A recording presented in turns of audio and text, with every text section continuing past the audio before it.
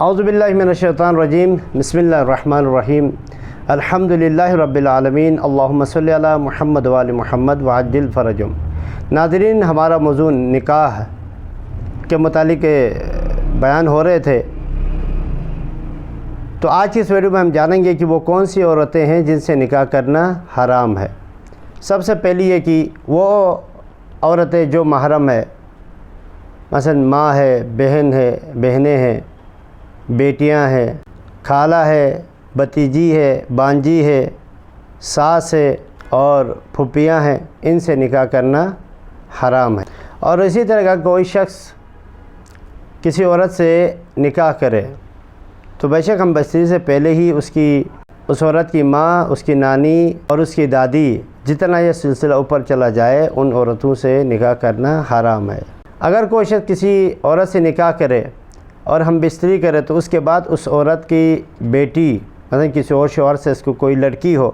تو اس لڑکی سے، اس کی نواسی سے اور اس عورت کی پوتی سے، جتنا یہ سلسلہ نیچے چلا جائے، ان سے نکاح کرنا حرام ہے۔ انسان کی پھوپھی، خالہ، اس کے باپ کی پھوپھی اور باپ کی خالہ، دادا کی پھوپھی اور دادا کی خالہ، اور ماں کی پھوپھی اور ماں کی خالہ، ماں کی نانی اور نانا کی پھوپھی، نانا کی خالہ،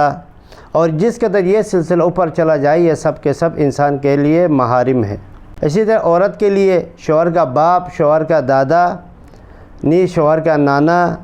اور جس قدر یہ سلسلہ اوپر چلا جائے، شوہر کا بیٹا، پوتا، نواسا، اور جس قدر یہ سلسلہ نیچے چلا جائے، یہ سب